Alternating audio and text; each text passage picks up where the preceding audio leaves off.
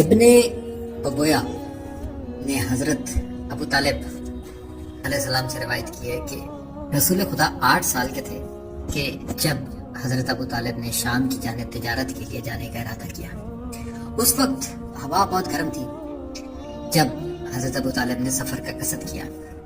حضرت ابو طالب کہتے ہیں کہ ان کے عزیزوں نے کہا کہ محمد کو اے ابو طالب کس کے پاس چھوڑ کے جاؤ گے؟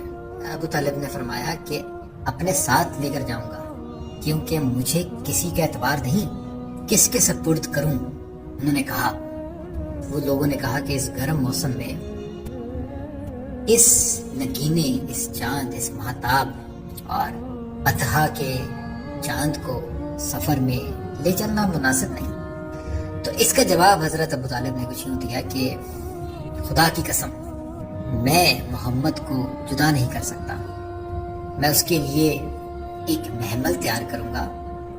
اور غرض ایسا ہی ہوا، اور جب اونٹ پر بٹھایا ان کو تو ان کے اونٹ کے ہر وقت اپنے سامنے ہی رکھا کرتے تھے حضرت ابو طالب، اور نظروں سے اوجھل نہ ہونے دیتے تھے۔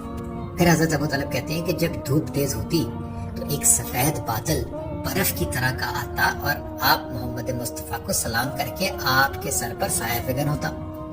وہ جہاں جہاں جاتے تو وہ بادل آپ محمد کے ساتھ رہتا، اور اکثر عمدہ پھل اس سے گرا کرتے تھے۔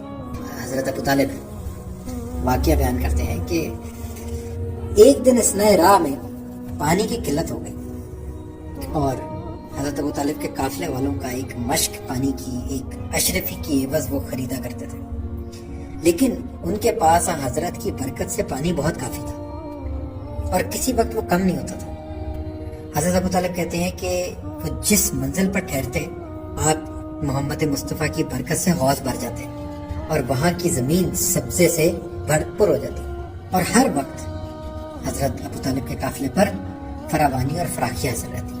راستے میں جو اونٹ تھک کر بیٹھ جاتا، آپ محمد مصطفیٰ اپنا دستے مبارک اس پر پھیر دیتے تو وہ پھر چلنے لگتا۔ پھر حضرت ابو طالب علیہ السلام نے بیان کیا کہ جب وہ قافلہ بصرہ شہر کے نزدیک پہنچا تو ایک راہب اپنے گرجا گھر میں بیٹھا ہوا تھا، تو اچانک قافلے والوں نے دیکھا کہ وہ گرجا گھر سے باہر نکلے آپ محمد مصطفیٰ کا استقبال کرنے کے لیے، اور گھوڑے پر بیٹھ کر تیز رفتار کی طرح قافلے کی طرف بڑھنے لگے۔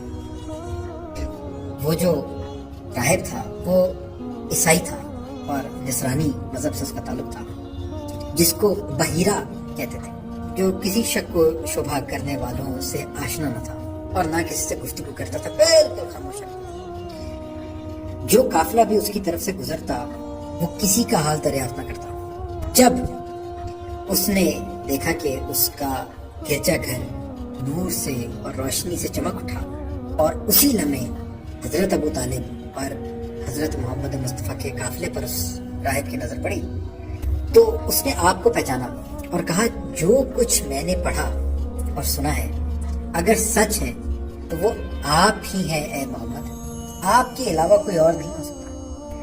پھر حضرت ابو طالب کہتے ہیں کہ ہم لوگ ایک بڑے سے درخت کے نیچے ٹھہرے جو اس گرجے گھر کے نزدیک تھا۔ اس درخت کی شاخیں خشک ہو چکی تھی اور اس میں کوئی پھل نہیں لگتا تھا۔ ہمیشہ وہاں سے گزرنے والے قافلے اسی درخت کے نیچے ٹھہرا کرتے تھے۔ اب جب حضرت اس درخت کے نیچے رونق و افروز ہوئے تو وہ درخت لہلہانے لگا اور اس میں بہت سی شاخیں پیدا ہو کر حضرت کے سر پر سایہ فگن ہو گئی، اور 3 قسم کے پھل اس میں لگ گئے، 2 گرمیوں کے موسم کے اور 1 سردی کی فصل کا۔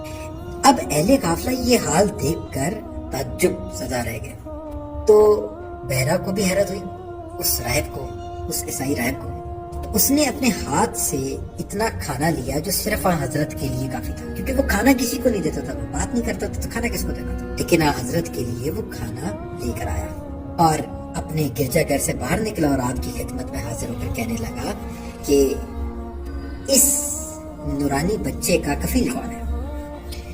تب حضرت ابو طالب نے فرمایا کہ اس کا کفیل میں ہوں۔ تو وہ راہب حضرت ابو طالب کی خدمت میں آیا اور پوچھا کہ آپ کا اس بچے سے کیا رشتہ ہے؟ حضرت ابو طالب نے کہا کہ میں اس کا سگا چچا ہوں۔ اب اس راہب نے کہا کہ اس کے تو بہت سے چچا ہیں، تو آپ اس کے کون سے چچا ہیں؟ اب حضرت ابو طالب نے فرمایا کہ میری حقیقی بھائی عبداللہ کا لڑکا ہی ہے، اور میری جان سے بڑھ کر اس کی میں حفاظت کرتا ہوں۔ تو اب وہ راہب بول اٹھا کہ میں گواہی دیتا ہوں کہ یہ لڑکا وہی ہے جس کو میں جانتا ہوں، اگر وہی نہ ہوا میں بحریہ نہیں، میں بڑا راہب نہیں، میں اپنا مذہب چھوڑ دوں گا۔ اس نے کہا کہ کیا آپ اجازت دیتے ہیں اے ابو طالب کہ میں یہ کھانا آپ کے بھتیجے کے لیے لے جاؤں اور اسے کھلاؤں؟ حضرت ابو طالب نے کہا کہ ہاں لے چلو، اور حضرت ابو طالب اور راہب حضور پاک کے پاس تشریف لے کر آئے، اور حضور پاک کے پاس آ کے حضرت ابو طالب نے کہا کہ ایک شخص آیا ہے محمد، اور تمہاری ضیافت کے لیے کھانا لایا ہے، تو تم کھا لو اس کو۔ آپ محمد مصطفیٰ نے فرمایا کہ کیا تنہا میرے لیے کھانا لایا ہے وہ چچا، اور میرے ساتھی نہیں کھائیں گے؟ تب بحریہ نے کہا، اس راہب عیسائی راہب نے کہا کہ حضور اس سے زیادہ میرے پاس نہیں تھا۔ اب حضور پاک محمد مصطفیٰ سرکار دو عالم نے فرمایا کہ کیا تم اجازت دیتے ہو کہ میں سب کو اس میں شریک کر لوں؟ تو راہب نے کہا کہ ہاں ہاں ضرور اے محمد، آپ جس کے ساتھ اس کو بانٹنا چاہتے ہیں آپ بانٹ سکتے ہیں۔ اس وقت حضرت محمد مصطفیٰ نے اپنے ساتھیوں سے فرمایا کہ آؤ میرے ساتھیوں، بسم اللہ کھاؤ۔ اب ابو طالب کہتے ہیں کہ ہم 170 آدمی تھے، اور سب نے مل کر وہ کھانا کھایا اور سب کے پیٹ بھر گئے، پھر وہ اتنا ہی کھانا باقی رہ گیا۔ یہ دیکھ کر اس عیسائی راہب بحریہ نے حضرت کی خدمت میں پیش ہو کر کہا کہ حیرت ہے مجھے، اور بار بار وہ حضور پاک محمد مصطفیٰ کے سر اقدس کا بوسہ لیتا تھا اور کہتا تھا کہ مسیح کے پروردگار کے حق کی قسم آپ وہی ہیں اے محمد جسے لوگ نہیں سمجھتے تھے۔ اور وہ کہتا ہے کہ آخر قافلے میں سے ایک شخص نے کہا کہ اے راہب تیری باتیں عجیب ہیں، ہم اکثر تیرے گرجا گھر کے سامنے سے گزرتے تھے، تو انہیں کبھی ہماری طرف متوجہ نہیں ہوا۔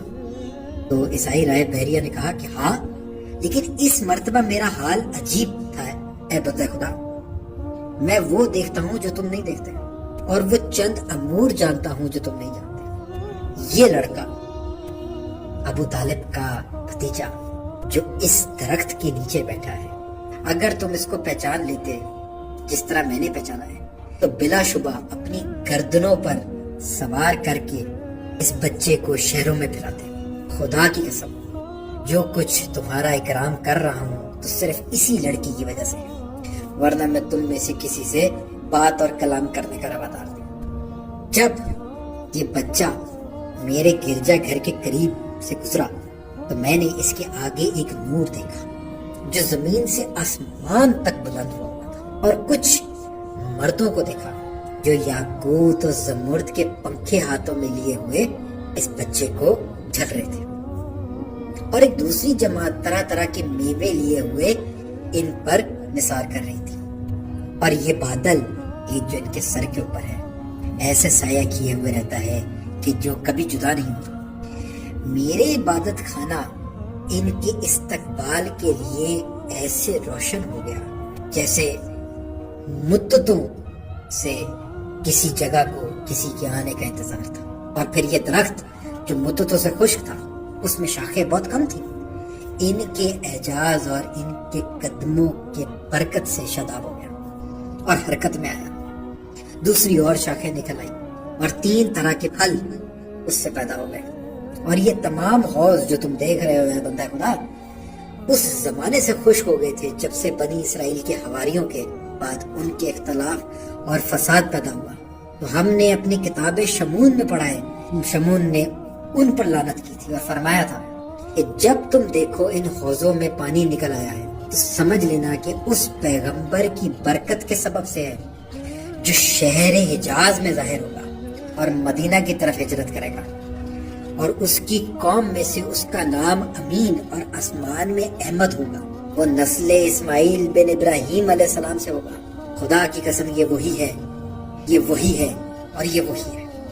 پھر حضرت ابو طالب علیہ السلام بیان کرتے ہیں کہ بحریہ حضرت کی طرف متوجہ ہوا اور کہا کہ میں آپ محمد مصطفیٰ سے 3 خصلتوں کے بارے میں دریافت کرتا ہوں اور لات و عزا کی قسم دیتا ہوں کہ جواب دیجیے۔ اب جیسے ہی حضرت محمد مصطفیٰ نے لات اور عزا کا نام سنا تو غضبناک ہوئے اور فرمایا ان کے واسطے سے کچھ نہ پوچھنا، خدا کی قسم کسی چیز کو ان دونوں سے زیادہ دشمن میں نہیں رکھتا۔ یہ دونوں بت پتھر کے ہیں اور میری قوم ان کو اپنی حماقت سے پوچھتی ہے۔ یہ سن کر وہ عیسائی راہب نے کہا یہ پہلی علامت ہے، میں مان گیا۔ پھر کہا اچھا آپ کو خدا کی قسم دیتا ہوں کہ بتائیے۔ اب آپ محمد مصطفیٰ نے فرمایا ہاں اب جو پوچھنا چاہتے ہو پوچھو، اس لیے کہ تم نے مجھے اس خدا کی قسم دی ہے جو میرا اور تمہارا پروردگار ہے اور ہم سب کا پروردگار ہے، جس کا کوئی مثل نہیں۔ عیسائی راہب نے کہا کہ آپ کی خواب کو بیداری کا حال معلوم کرنا چاہتا ہوں۔ پھر آپ محمد مصطفیٰ کے اکثر حالات دریافت کیے اور آپ نے سب کے جوابات ایک ایک کر کے اس راہب کو دیے۔ اس نے تمام جوابات و امور کتابوں میں لکھے ہوئے مضمون سے مطابق پائے جو پڑھ چکا تھا اپنی پچھلی آباء و اجداد کی کتابوں میں۔ پھر اس عیسائی راہب نے حضرت کے قدموں پر گر پڑا اور طلبوں کو چومتا اور کہتا اس قدر خوشگوار ہے آپ کی خوشبو اے محمد، وہ کہ تمام پیغمبروں سے آپ کی پیروی بہتر ہے اور دنیا میں جو کچھ روشنی ہے آپ کے سبب سے ہے۔ مسجدیں آپ کے نام سے آباد ہوں گی۔ گویا میں دیکھ رہا ہوں اے محمد کہ آپ لشکر کشی کر رہے ہیں، عربی گھوڑوں پر سوار ہیں اور عرب و عجم جبرن آپ کے مطیع و فرما بردار ہیں، اور گویا میں دیکھ رہا ہوں کہ لات و عزا کو آپ نے توڑ ڈالا اور خانہ کعبہ کو اپنے قبضے میں لے لیا ہے اور اس کی کنجی جس کو چاہتے ہیں دیتے ہیں، اور کتنے عرب و عجم کے بہادروں اور سورماؤں کو آپ ہلاک کریں گے۔ جنت و دوزخ کی کنجیاں اے محمد آپ کے پاس ہیں اور قائد عظیم آپ کے ساتھ ہیں۔ آپ ہی ہیں جو بتوں کو توڑ دیں گے، آپ ہی ہیں جو قیامت قائم ہوگی، یہاں تک کہ تمام بادشاہان عالم ذلت و خواری کے ساتھ آپ کے دین میں داخل ہوئے۔ پھر دوبارہ اس راہب نے آپ محمد مصطفیٰ کے دست و پائے کو بوسہ دیا اور کہا کہ اگر میں آپ کے زمانے تک زندہ رہا تو اے محمد آپ کے سامنے آپ کے دشمنوں سے شمشیر زنی کروں گا اور جہاد کروں گا۔ آپ ہی بہترین بنی آدم اور پرہیزگاروں کے پیشوا اور خاتم المرسلین ہیں۔ خدا کی قسم آپ کی ولادت باسعادت کے دن زمین مسکراتی اور قیامت تک مسکراتی رہے گی۔ خدا کی قسم اگرچہ بت اور شیاطین آپ کے ظہور سے گریہ ہیں اور قیامت تک گریہ رہیں گے، آپ ہی ابراہیم کی دعا اور عیسیٰ کی بشارت ہیں۔ آپ اہل جاہلیت کی نجاستوں سے ہمیشہ پاک و مطہر رہے ہیں۔ پھر ابو طالب علیہ السلام کی طرف رخ کیا اس عیسائی راہب نے اور پوچھا کہ آپ ان سے کیا نسبت رکھتے ہیں اے ابو طالب؟ ابو طالب نے کہا وہ میرا فرزند، میرا بھتیجا، میرے جگر کا ٹکڑا ہے اے بحریہ۔ تب بحریہ نے کہا کہ ایسا نہیں ہو سکتا، ان کے ماں باپ اس وقت زندہ نہیں ہو سکتے۔ ابو طالب نے کہا تم نے سچ کہا، میں اس کا چچا ہوں۔ ان کے باپ میرے بھائی عبداللہ کا انتقال اس وقت ہو چکا جب یہ رحم مادر میں تھے، اور جب ماں کا انتقال ہوا تو یہ 6 برس کے تھے۔ عیسائی راہب نے کہا کہ اب آپ نے سچ کہا، میں تو یہ مصلحت سمجھتا ہوں کہ آپ اس کو اپنے شہر واپس لے جائیں، کیونکہ روئے زمین پر کوئی ایسا یہودی، عیسائی اور صاحب کتاب نہیں ہے جو نہ جانتا ہو کہ یہ پیدا ہو چکے ہیں اور ان کا ظہور اور ان کی آمد ہو چکی ہے، اور ہر ایک دن ان کی علامتوں کے ساتھ دیکھتا ہے اور پہچانتا ہے، اسی طرح جس طرح میں پہچانتا ہوں، اور ان کے ساتھ ان کو ہلاک کرنے کے لیے مکر و حیلہ کریں گے اے ابو طالب، اور یہودی تو اس میں سب سے زیادہ پیش رہیں گے۔ ابو طالب علیہ السلام نے پوچھا کہ ان کی عداوت کا سبب کیا ہے اے راہب؟ عیسائی راہب بحریہ نے کہا کہ یہ وہ پیغمبر ہوگا اور جبرائیل اس پر نازل ہوں گے اور ان کے دینوں کو منسوخ کر دے گا۔ ابو طالب نے کہا انشاءاللہ خدا اس کو نہیں چھوڑے گا، ہمیشہ اپنے حفظ و ایمان میں رکھے گا، اور میں اور میری اولاد محمد مصطفیٰ کی ہمیشہ حفاظت کرے گی. کوئی بھی اس کو ضرر نہیں پہنچا سکتا ہے. ایسا ہی رہے. بحریہ نے چاہا کہ حضرت کو ودا کرے تو بہت رویا اور کہا اے فرزند آمنہ و عبداللہ، اے فرزند عبد المطلب، اے بھتیجا ابو طالب، گویا میں دیکھ رہا ہوں کہ تمام عرب آپ محمد مصطفیٰ کے ساتھ دشمنی اور جدال و قتال کریں گے اور آپ کی اعضاء و اقربا سے قطع تعلق کر لیں گے. اگر آپ کی قدر جانتے تو اپنے لڑکوں سے زیادہ عزیز رکھتے آپ کو. پھر حضرت ابو طالب علیہ السلام کی طرف وہ راہب متوجہ ہوا اور کہا کہ اے والی، اے اعلیٰ نسب رکھنے والے ابو طالب، محمد مصطفیٰ کی قرابت کی رعایت کرو اور اپنے پدر بزرگوار کی وصیت کا خیال رکھو. بہت جلد تمام قریش اس محمد مصطفیٰ سے کنارہ کشی کریں گے اور آپ پرواہ نہ کرو گے. اے ابو طالب، آپ کے بھی ایک فرزند ہوگا جو ہر حال میں اس محمد کا معین و مددگار رہے گا. آسمانوں میں اس کی شجاعت کی مدح ہوگی. اس سے 2 فرزند ہوں گے اے ابو طالب کہ جو شہادت کے درجے پر فائز ہوں گے. وہ سید و بزرگ عرب کہلائیں گے اور اس امت کا ذوالقرنین وہ 2 فرزند ہوں گے اور وہ خدا کی کتابوں میں عیسیٰ کے اصحاب سے زیادہ مشہور اور معروف ہے ابو طالب. جب حضرت ابو طالب کے ساتھ یہ سارا واقعہ باتیں حضور پاک محمد مصطفیٰ سے متعلق حضرت ابو طالب کو بتا چکا تو تمام قافلے والوں نے بھی یہ بات سنی. پھر جناب حضرت ابو طالب کہتے ہیں کہ جب ہم شام کے نزدیک پہنچے، اپنے سفر کو جاری رکھا تو خدا کی قسم شام کے قصر حرکت میں آئے اور ان سے ایک نور آفتاب کے نور سے زیادہ روشن بلند ہوا.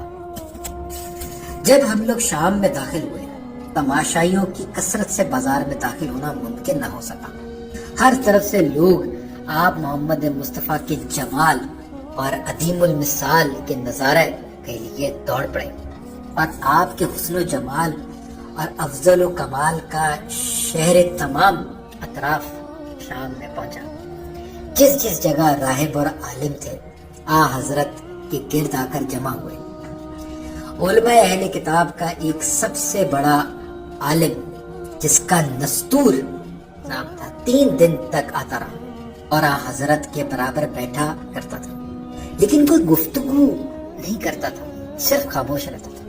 جب 3را دن ختم کے قریب پہنچا تو وہ نستور آپ کی خدمت میں آیا اور آپ کے گرد گھومنے لگا. حضرت ابو طالب نے اس سے پوچھا کہ اے راہب، یہ تو کیا کر رہا ہے، کیا چاہتا ہے؟ تو اس راہب نستور نے کہا کہ ان کا کیا نام ہے؟ حضرت ابو طالب نے کہا ان کا نام محمد ہے. یہ سنتے ہی اس کا رنگ متغیر ہو گیا اور اس نے حضرت ابو طالب سے کہا کہ اے ابو طالب، آپ محمد سے التماس کیجئے کہ اپنی پشت اور شانے کھولے. ایسے ہی حضور پاک نے کیا. حضور پاک نے جب اپنے شانے پر سے پیراہن ہٹایا تو راہب کی نظر مہر نبوت پر پڑی. دیکھتے ہی وہ بےتاب ہو کر گر پڑا اور اس مہر کو چومنے لگا اور حضرت ابو طالب سے کہا کہ بہت جلد اس خورشید نبوت کو واپس لے جائیے. اگر آپ جانتے ہیں کہ سرزمین پر ان کی کس قدر دشمنی ہے تو ہرگز ان کو شہر شام میں اپنے ساتھ نہ لاتے. پھر وہ روزانہ آپ محمد مصطفیٰ کی خدمت میں آتا اور مراسم خدمت بجا لاتا اور لذیذ کھانے آپ محمد کے لیے لایا کرتا. جب ابو طالب علیہ السلام شام سے واپس چلے تو آپ محمد مصطفیٰ کے لیے وہ راہب ایک پیراہن لایا اور عرض کیا کہ اے محمد، اس کو پہن لے، شاید اس کے سبب سے کبھی کبھی مجھے یاد فرما لیں. محمد مصطفیٰ کے چہرے سے آثار کرامت ظاہر ہو رہے ہیں. تو انہوں نے وہ پیراہن لے کر رکھ لیا اور کہا کہ میں اس کو پہنوں گا، ضرور پہنوں گا اے راہب. نہایت اجرت کے ساتھ پھر حضرت کو لے کر بیت اللہ حرم کی طرف واپس سفر کیا. جب اہل مکہ کو حضرت ابو طالب کہتے ہیں کہ پتہ چلا کہ آنے کی خیر معلوم ہوئی تو ابو جہل کے سوا تمام چھوٹے بڑے آپ محمد مصطفیٰ اور ابو طالب کے استقبال میں آ گئے ایک اور یوں روایت ہے اسی سفر شام سے متعلق اور حضور پاک و حضرت ابو طالب سے متعلق کہ جب حضرت ابو طالب نے شام کا ارادہ کیا تو حضرت رسول خدا آپ کی مہار ناکا سے لپٹ گئے اور کہا اے ام محترم، اے میرے چچا، اے میرے والی، اے میرے مختار، مجھے کس پر چھوڑ جاتے ہیں؟ نہ میرے باپ ہیں نہ ماں ہے، جو ہیں وہ آپ ہی ہیں اے میرے چچا۔ یہ سن کر ابو طالب رونے لگے اور حضرت کو اپنے ساتھ لے لیا۔ تو یہ کچھ روایات ہیں جو حضرت ابو طالب علیہ السلام سے مروی ہیں، اور حضرت ابو طالب علیہ السلام نے اپنے بھتیجے محمد مصطفیٰ کے ساتھ جو شام کا سفر کیا اس کی ساری روداد، اس کی مکمل تفصیل آپ سامعین کی گوش گزار کی۔